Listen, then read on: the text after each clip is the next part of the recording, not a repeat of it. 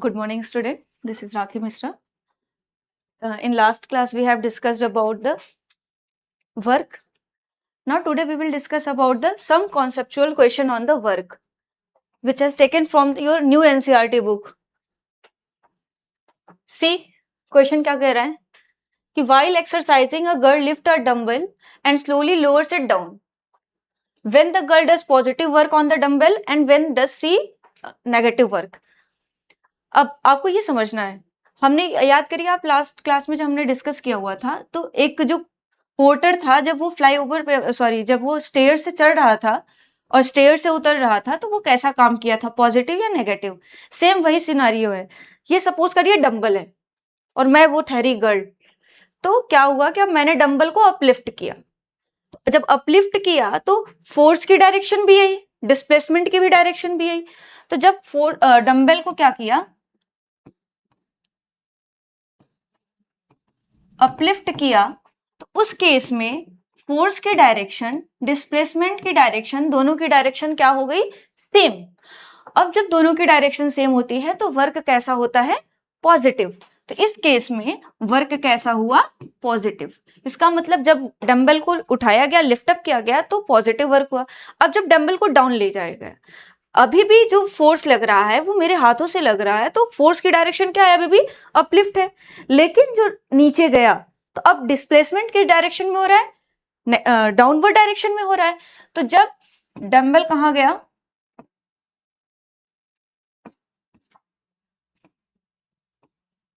Downward, तो अब force की डायरेक्शन क्या है, अपलिफ्ट है. भाई उठाने में तो हम हाथ ही का रोल कर रहे हैं. अब डिस्प्लेसमेंट की डायरेक्शन क्या हो गई, डाउनवर्ड हो गई. दोनों अपोजिट डायरेक्शन में आ गए. याद करिए जब दोनों अपोजिट डायरेक्शन में होते हैं तब वर्क कैसा होता है, नेगेटिव. जब हम पढ़ चुके हैं, तो इस केस में वर्क क्या हो जाएगा, नेगेटिव. Is it clear. अगला देखते हैं क्वेश्चन कह रहा है,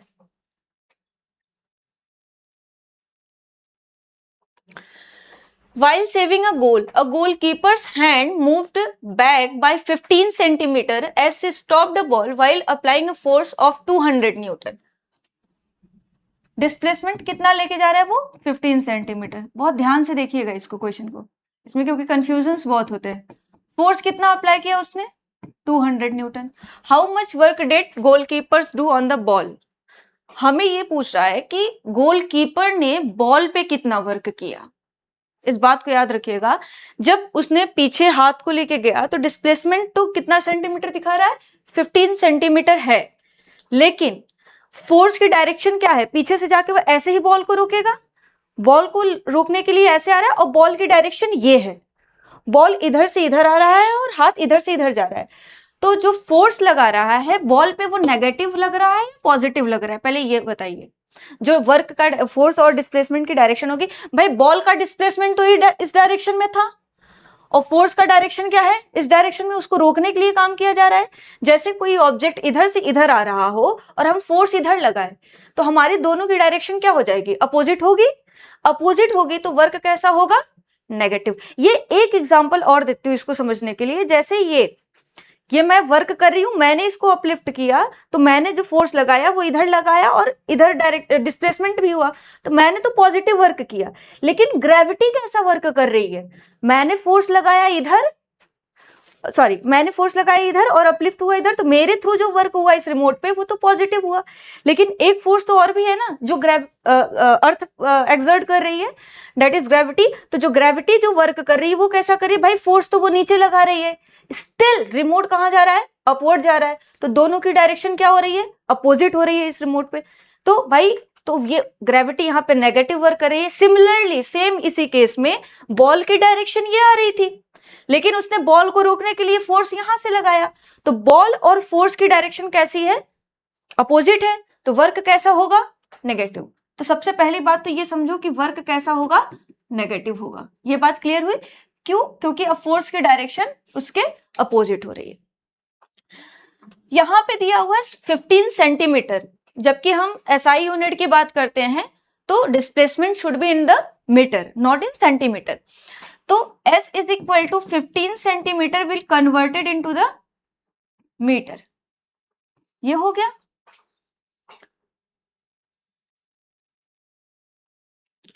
अब वर्क पे क्या बोल रहा है कि हाउ मच वर्क, वर्क का क्या फॉर्मूला होता है, work will equal to the force into displacement. What is the amount of force, -200 newton. What is the displacement, 15/100 joule. 0 0 0 0 cancel out, will equal to the what, 30 joule. Negative shows the direction only. भाई negative work हुआ क्योंकि force और displacement की direction दोनों क्या है, change है. Is it clear? आगे बढ़ते हैं. हमने वर्क के टॉपिक को कंप्लीट किया कि वर्क क्या होता है, कैसे होता है, कब हम कंसीडर करेंगे कि वर्क हुआ, कब जीरो कंसीडर करेंगे, कब पॉजिटिव करेंगे, कब नेगेटिव करेंगे.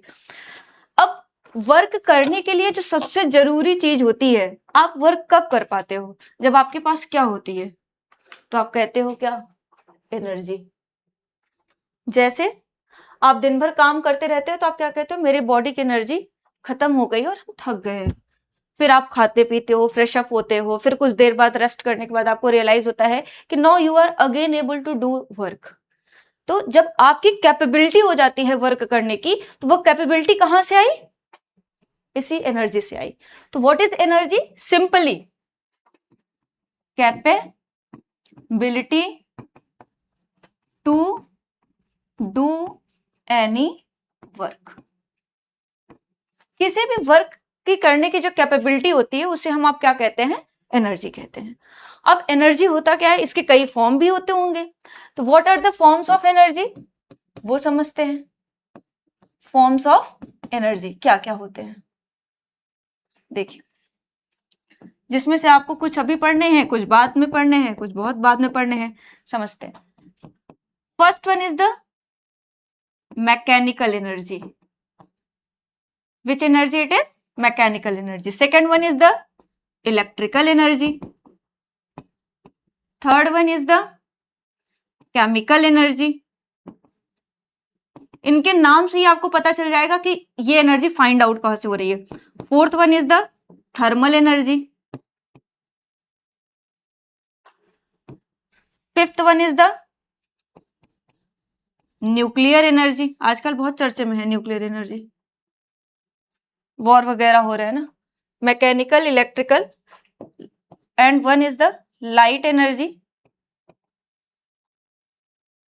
And there is one also sound energy. These are some forms of the energy. Mechanical, sound, electrical, chemical, thermal, nuclear और लाइट एनर्जी. इन शॉर्ट समझते हैं, the energy possessed by motion और position of any object, तो उसे हम बोलेंगे mechanical energy. से हम ब्रीफली डिस्कस भी करेंगे. एनर्जी वाइब्रेशंस के थ्रू जो आपको क्रिएट होती है, आपने फील किया होगा कि जो साउंड आती है वो वाइब्रेशंस के थ्रू आती है. तो the energy possessed by the vibrations is known as the sound energy. Energy possessed by the motion of static of the charged particle is known as the electrical. Chemical atom से related है. Thermal heat से related है, heat के through जो energy आपको find out होगा. Nuclear atom के nucleus से जो एनर्जी रेडिएट हो रही है. एंड लाइट एनर्जी आपको बहुत इंपॉर्टेंट है, जो आपके 10th का सिलेबस भी है. लाइट जो आपको किसी भी चीज को हेल्प करता है, किसी ऑब्जेक्ट को आइडेंटिफाई करने में कि भाई ऑब्जेक्ट कौन सा है. तो this is the form of the energy. Now we will discuss about the mechanical energy and what is it.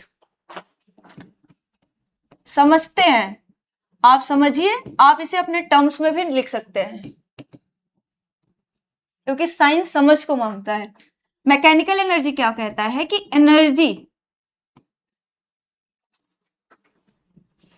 दो चीज देखिए,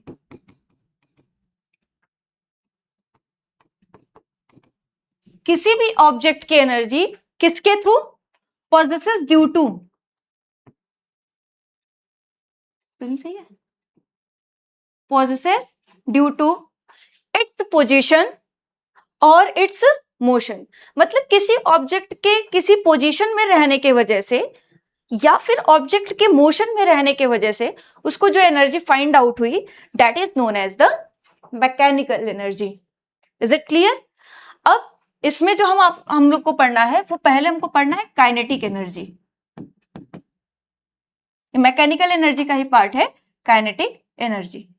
जैसे अभी हमने डिस्कस किया कि भाई वो एनर्जी जो किसी ऑब्जेक्ट के मोशन के थ्रू मिल रही है, कोई ऑब्जेक्ट अगर कॉन्टिन्यू मोशन में है तो उसको जो एनर्जी उससे मिली तो उसको बोलते हैं हम, आप जैसे फैन मूव कर रहा है तो उसके पास अभी कौन सी एनर्जी है, काइनेटिक एनर्जी है। कोई व्हीकल्स रन कर रही है तो उसके पास कौन सी एनर्जी है, काइनेटिक एनर्जी है। तो कोई ऑब्जेक्ट जब वो मोशन में है तो उसके थ्रू उसको जो एनर्जी मिली that is known as the kinetic energy. तो काइनेटिक एनर्जी क्या है, सिंपल सा सेम यही फॉर्मूला प्रोसेस है, energy possesses due to motion of any object is known as the kinetic energy. Is it clear? Now see, इसका अगर हम लोग डिस्क्रिप्शन देखिए, मैथमेटिकल फॉर्मूला क्या होगा काइनेटिक एनर्जी का, कैसे फाइंड करेंगे, उसके पहले आपको एक चीज समझाना पड़ेगा, वर्क एनर्जी थ्योरम। ठीक है, वर्क एनर्जी थ्योरम क्या कहती है?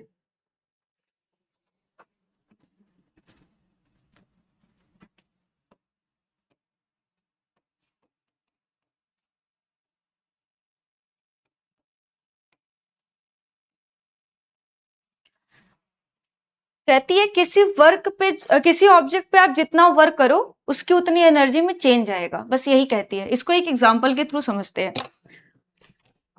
जब कोई क्रिकेट खेल रहा होता है तो फील्डर फील्डिंग के दौरान एक बॉल को लेता है और वो फेंकता है।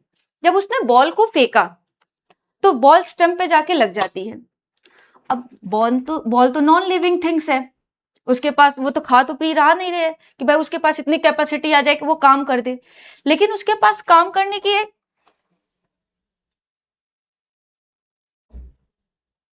कैपेसिटी कहां से आई?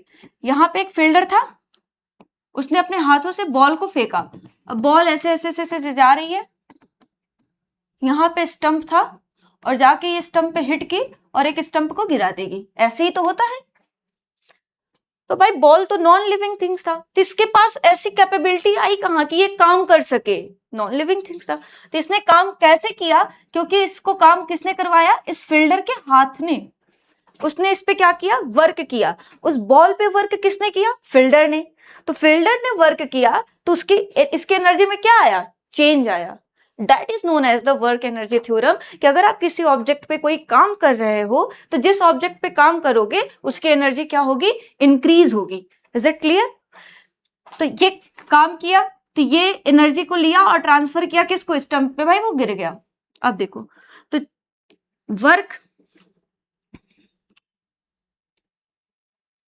वर्क ऑन एनी ऑब्जेक्ट, अगर आप किसी ऑब्जेक्ट पे वर्क करते हो तो रिजल्ट क्या देगा?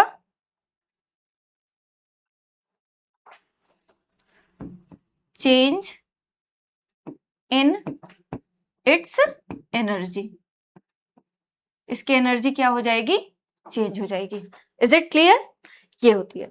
अब काइनेटिक एनर्जी के लिए क्या करेंगे कि जो वर्क मोशन के थ्रू होगा, मोशन के दौरान जो वर्क होगा वो total change in kinetic energy के इक्वल आएगा। ठीक है, जैसे ये बॉल वाला, इसने इसको मोशन प्रोवाइड किया, फिर ये मोशन गया, ये यहाँ पे आया, तो जो इसके मोशन में चेंज आया उसके थ्रू जो एनर्जी आया, मोशन में चेंज आएगा उसके थ्रू जो एनर्जी आएगा या जितना वो काम करेगा वो उसके काइनेटिक एनर्जी और काम के इक्वल आएगा, ये कहता है। अब समझते हैं इसको। और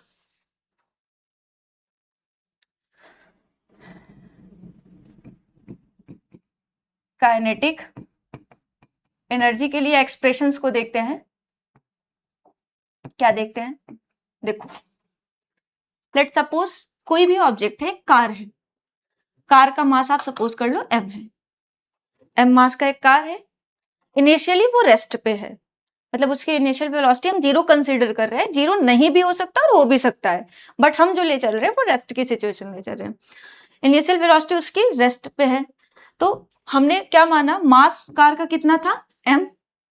उसकी इनिशियल वेलोसिटी कितनी है? u, जो कि अज्यूम कर रहे हैं कितना है? 0। फिर उस पे हमने फोर्स लगाया, उस पे हम आप क्या लगा रहे हैं? फोर्स लगा रहे हैं। तो जब फोर्स लगाया तो वो कार क्या हुआ? डिस्प्लेस हुआ। फोर्स मतलब आप जब ऑन करते हैं कार को तो लगता है फोर्स, वो डिस्प्लेस हुआ।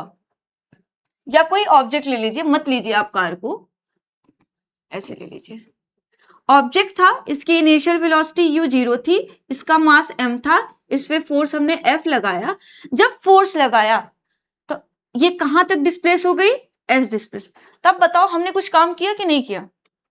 हमने फोर्स लगाया और ऑब्जेक्ट कहां से यहां तक डिस्प्लेस हुई, तो हमने तो कुछ काम किया ना।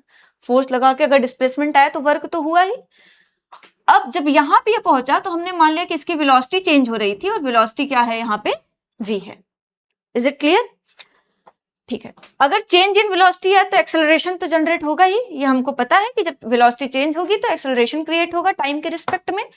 तो ये कह क्या रहा है कि F लगाया, ये सारी सिनेरियो दिया, तो आपने इक्वेशन ऑफ मोशन पढ़ा होगा, ये आपको याद होगा जो आपके प्रीवियस चैप्टर में इक्वेशन ऑफ मोशन। फिर इक्वेशन ऑफ मोशन ये कहता है तीसरा कि v square is equal to u square plus 2as, ऐसा कहता है ये। तो v square is equal to u हमने कितना कंसीडर किया, 0, क्योंकि रेस्ट पे था 2as। Now 2as will equal to the v square, a will equal to the v square upon 2s, ऐसा हम लिख सकते हैं। इसे इक्वेशन नंबर ले लो 1। अगर ये हो गया, फोर्स लगाया हमने तो वर्क कुछ हुआ होगा, वर्क कितना हुआ होगा, F into S, force into displacement हुआ होगा।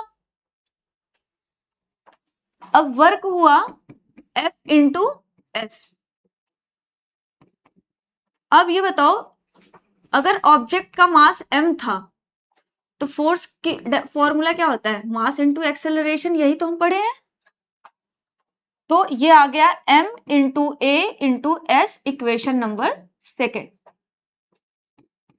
Putting the value of a, equation number 1 देखिए, a की वैल्यू जो आई है वो क्या आई है, v स्क्वायर अपॉन 2s। अब आते हैं यहां पे पुट करते हैं, तो w will equal to the m into v square upon 2s into s, यही आया। s से s क्या हो गया, cancel out, w will equal to the mv square by 2, ये आया वर्क। अभी हम पढ़ रहे थे, जो एग्जाम्पल हमने लिया था, फील्डर ने जो वर्क किया था तो बॉल को क्या मिली थी, उससे उसको काइनेटिक एनर्जी में चेंज आया था, उसको उस काइनेटिक एनर्जी के इक्वल आया था। तो फ्रॉम वर्क एनर्जी थ्योरम लिख सकते हैं, कहां से, from work energy theorem kinetic energy will equal to the work done, work done के इक्वल आएगी। तो यहां से काइनेटिक एनर्जी का जो एक्सप्रेशन आपको मिला मैथमेटिकल, वो मिला half mv square. Is it clear? Proving भी आती है एग्जाम में कभी कभी, बट प्रूविंग से ज्यादा कॉन्सेप्चुअल। अभी उसके कॉन्सेप्ट पे क्वेश्चन देखते हैं। यहां तक ये कॉन्सेप्ट क्लियर हुआ कि नहीं? अगर ये हो गया, क्या हो गया, मैथमेटिकल फॉर्मूला क्या निकल के आया, half mv square. Kinetic energy क्या होती है, the energy possesses due to by motion of any object is known as the kinetic energy. बस आपको कॉन्सेप्ट क्लियर होना चाहिए, फॉर्मूला और डेफिनेशन तो आप बना ही लेंगे। कह रहा है क्या, if the velocity of a vehicle doubles in magnitude what will B it's kinetic energy. अभी जस्ट बोला था ना कि इससे रिलेटेड क्वेश्चन आता है, और ये एनसीईआरटी के ही क्वेश्चन है। फॉर्मूला आपके पास ये है, आपसे अगला क्वेश्चन ये पूछ लिया, देखते हैं, समझते हैं। आप मान लीजिए इनिशियल जो काइनेटिक एनर्जी रहा होगा, वो क्या फॉर्मूला हम आप जानते हैं, हाफ mv स्क्वायर रहा होगा, यही तो था। अगर मैंने वेलोसिटी को क्या कर दिया, डबल, किसको डबल किया जा रहा है, व्हीकल्स की वेलोसिटी को डबल किया गया, तो लेट v डैश की वैल्यू किसके बराबर आ रही है, 2v के इक्वल आ रही है। तो अब जो काइनेटिक एनर्जी आएगा, काइनेटिक एनर्जी डैश मान लो इसे फाइनल वाली, क्योंकि डैश से हमने रिप्रेजेंट किया, तो काइनेटिक एनर्जी जो आएगा वो फॉर्मूला क्या होता है, हाफ m v डैश के स्क्वायर के इक्वल आएगा, क्या आएगा, नहीं, क्योंकि v तो तब था जब v माना था, इनिशियल वेलोसिटी हमने मान लिया v है, उसको फिर डबल कर दिया। अब क्या आएगा कि हाफ m v डैश की वैल्यू क्या गिवन है, ये हमको गिवन है, सॉरी,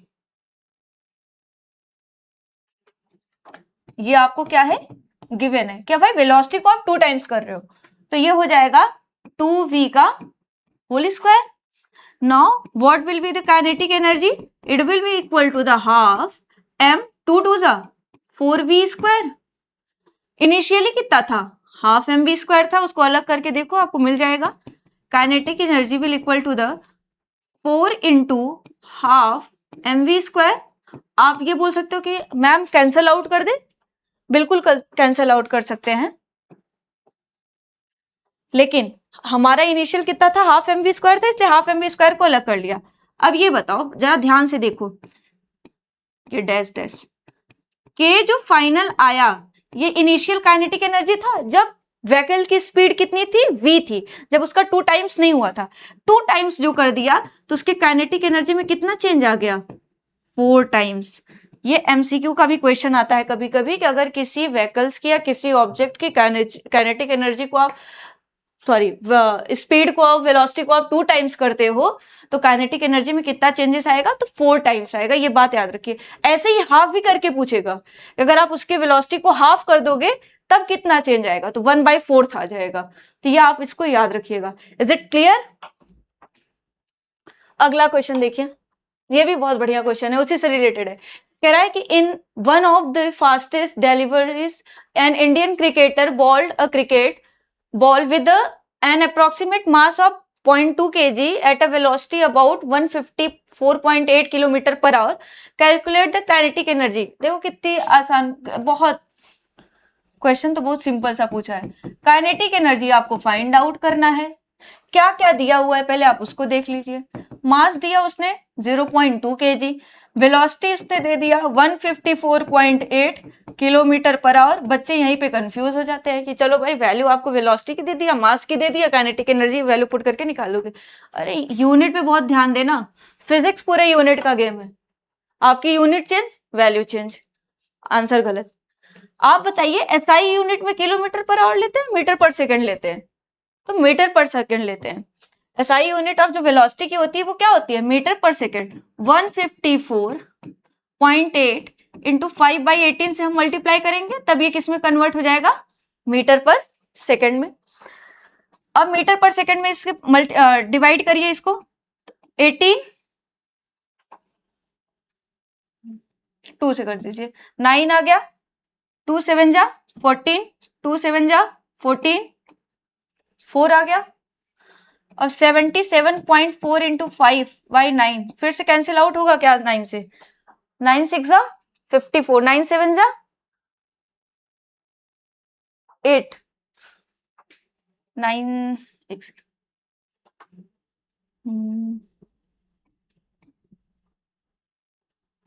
8 जा आ गया तो कितना आ जाएगा यहाँ पे 5, 8.6, 8.6 इंटू 5 30, 43।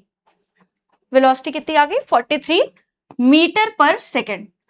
वेलोसिटी इतनी आ गई। नाउ के kinetic energy will equal to the half mv² will equal to the 1/2, what is the mass 0.2 into 43 into 43। 0.2 से इसको कैंसिल आउट करोगे तो 0.1 आ जाएगा, 2 से 2, 4.3 इंटू 43, यही आंसर होगा। आप मल्टीप्लाई करके इसका आंसर निकाल लीजिएगा।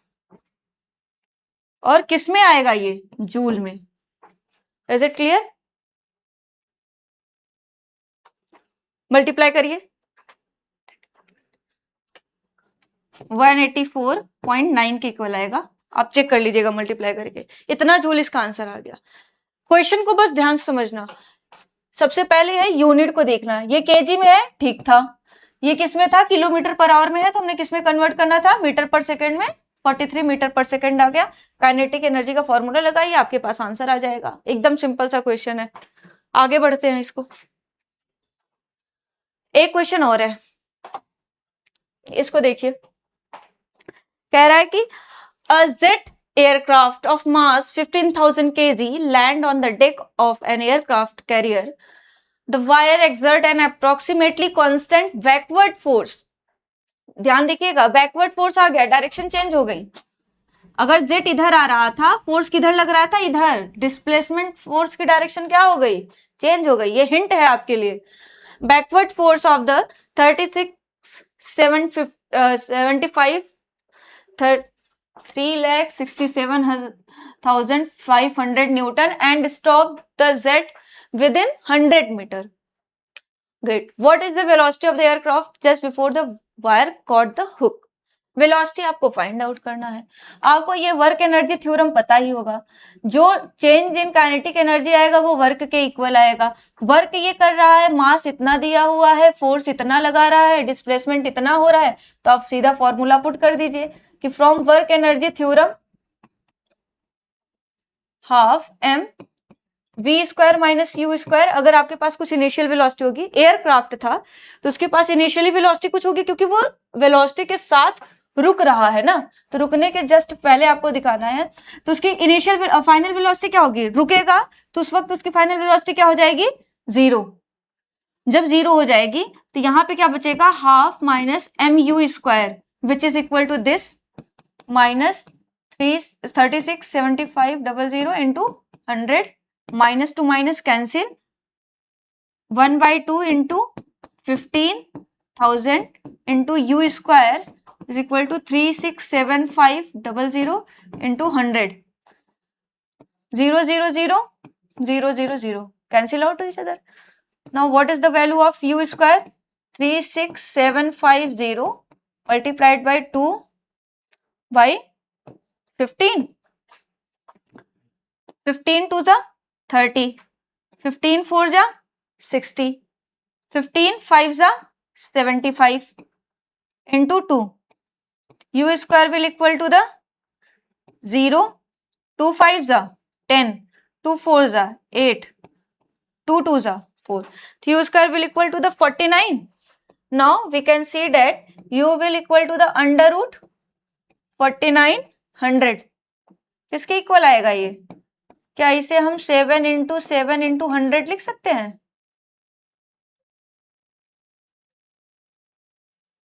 तो u will equal to the 7 into 10 equal to the 70. सही है ना? 70 वॉट मीटर पर सेकेंड. यही पूछ रहा था. Is it clear? तो ये आपके एनसीईआरटी के ही क्वेश्चन थे जो कि कॉन्सेप्ट के बेस पे थे, काइनेटिक एनर्जी के बेस पे है. तो आज के लिए इतना ही. कल के टॉपिक में हम लोग पढ़ेंगे पोटेंशियल एनर्जी और उसके थ्रू कुछ कॉन्सेप्चुअल क्वेश्चन, फिर आएंगे हम एक्सरसाइज पे. सेकंड एक चीज आपसे डिस्कस करनी थी मुझे. मैंने पढ़ाने से पहले यहाँ पे एक बार सोचा कि मैं भी पीपीटी के थ्रू आपको समझा दूं. जैसे कि आजकल का ट्रेंड है कि पीपीटी के थ्रू ज्यादा समझ में आती है चीजें या सारी चीजें एनालाइज हो जाती है. लेकिन मुझे ऐसा लगता है कि अगर मुझे पीपीटी के थ्रू पढ़ के बताना है तो बच्चा खुद से भी पढ़ सकता है. उससे बेटर पीपीटी प्रेजेंट होते हैं आपके एनसीईआरटी बुक में. अगर आप उसको पढ़ेंगे तो आप समझेंगे ये भी एक पीपीटी ही है. बस इसके लिए मैंने एनालाइज किया कि आपके साथ बोला जाए, इन्वॉल्व हुआ जाए और क्वेश्चन को डिलीवर किया जाए, समझाया जाए एज इट इज. दूसरी चीज आपको ये बताना है कि अगर आपको किसी भी टॉपिक से रिलेटेड कोई भी डाउट होते हैं या जो पढ़ाया गया इसमें कोई डाउट है तो आप कमेंट में बता सकते हैं. तीसरी चीज, अगर आपको कोई ऐसी टॉपिक जो आपको पढ़ना है, आपको नहीं समझ में आया है, तो भी आप कमेंट में बता सकते हैं कि भाई ये टॉपिक मुझे और समझना है या क्या है. बाकी फिजिक्स और मैथ स्टार्ट करेंगे. देखते हैं अगर केमिस्ट्री के कुछ टॉपिक्स, सभी टॉपिक नहीं, वो भी इंक्लूड किया जाएगा, वो भी सिर्फ 10th के. बाकी डेट्स इट. Thank you.